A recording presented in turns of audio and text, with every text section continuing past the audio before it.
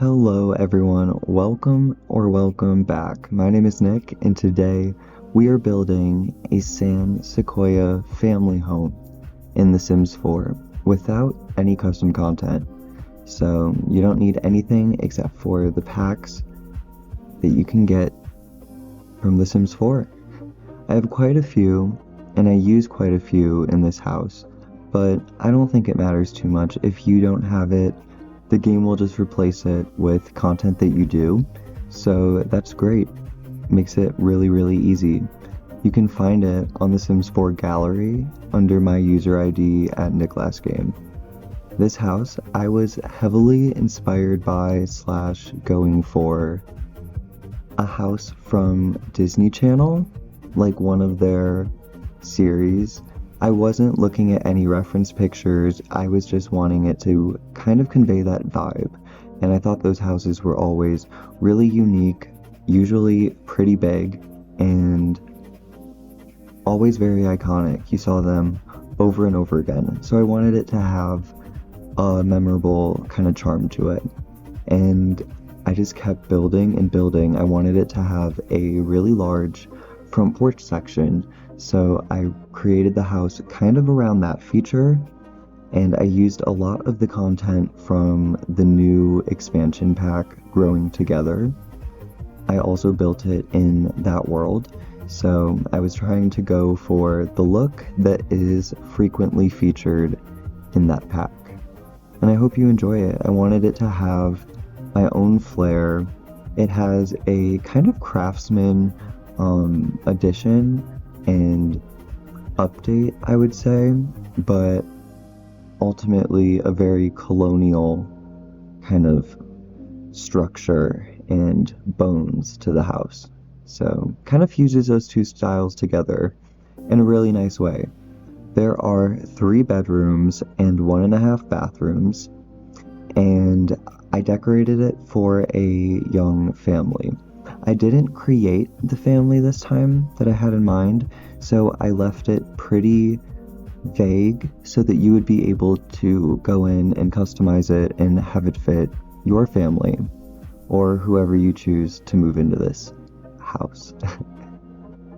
I had a guest room / primary suite / converted office space on the main floor that I turned into a bedroom, and I think it's a really nice space. There's a lot of windows and it's really beige.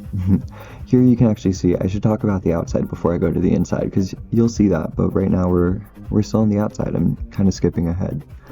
But I added this really nice big driveway, and I thought you could fit a lot of cars there.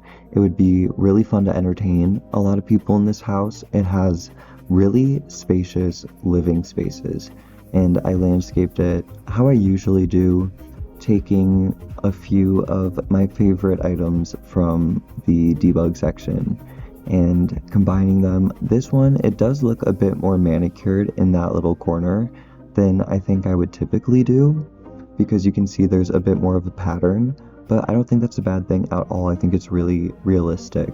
I did my kind of signature big grass just coming out from the house and the bushes. I think it adds a nice thickness to the foliage. Now I'm working on landscaping the back, and you can see the house has a lot of exterior living space with these cool pathways that are all paved, multiple porches, and even a balcony on the second floor. And I think that's a really nice feature to this house, and I wish more houses in real life featured balconies because it's such a nice addition. Like, who doesn't want to be able to walk outside from a living space on the second floor of their house? I think it's great, especially if you face a sunset or a nice park like this house does, or just anything that would be a cool view. Even the sky. I don't think there's any cons to balconies. Same with porches. So I definitely added a lot. Here there's some skill building items on one of the porches. There was a chess table I have this bike here and some of these debug cars. You can't actually drive them, but they look nice.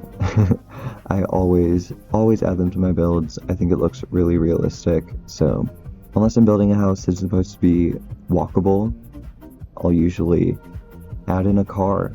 Now I'm working on this back patio, and I added these chairs around a glass table, and now I have a little fire pit with some comfier seating. I wanted to keep it very open and minimal so that you would really be able to have a lot of Sims in there or space to move around. I don't think it needs to be overly crowded all the time.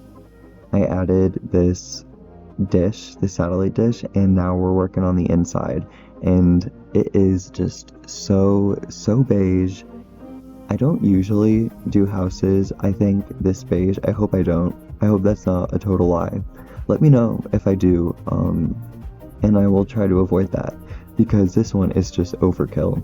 But I think it looks really nice, and it was a nice change. It was pretty quick to do, and I was able to make use of a lot of my favorite items and favorite swatches that I don't always use because they're very beige. But I think this is a very traditional house with the way it's laid out. This is a really big living space. I added a cool speaker. I tend to do that in my living rooms. I think it's just a nice little thing to turn on if you're playing the game to have in the background. They put so much effort into all of the music for the game, and unfortunately, because I don't really play live mode, I don't hear it too often, so I don't get to listen to all those different radio stations. But if you do, I think it's a really nice thing to actually have. Some other things about this house, right now I'm working on a really spacious dining room. There's only 3 bedrooms, as I said, but there's 6 seats at this table and this little chair in the corner. I usually put a chair in the corner of my dining rooms. I think it's nice to have just a spare chair. This one wouldn't really be one I think you would ever pull up to the table, but I guess if you really needed to, you could. It's still nice to have. Now I'm working on the kitchen, and most of the kitchen is this gigantic island. I actually shrink it just a little bit, and I have the stove in the island with 2 sinks on the back wall. I also put the fridge off to the side, so it's just a really open space with windows on pretty much every side, and then immediately outside of the kitchen is a private entrance to the front of the house and a private exit in the back of the house to the backyard, and it's all paved and looks really nice. So it's a really functional space, and you're able to flow through it really easily. This is the first floor suite. There's only a half bathroom, which is a bit unfortunate, but I think it's okay because upstairs the bathroom is really nice. In this room, I imagine you could easily turn into anything else that you wanted, actually, like a office or a gym or a playroom. Really whatever your family or your Sims would want it to be. Now I'm working on the upstairs loft space, and I put this really fun rug in because I thought in a slightly more private living space you would be able to experiment more and add more personality. So they would put that there. Now I'm working on this very pink and pastel guest room. I think it could be for like a teenager or a kid. It's really cool. Or just a guest room. You could even make it a primary suite and the whole house could be roommates. That would be really cool. All the rooms are big enough for that. Anyways, the house costs $83,630.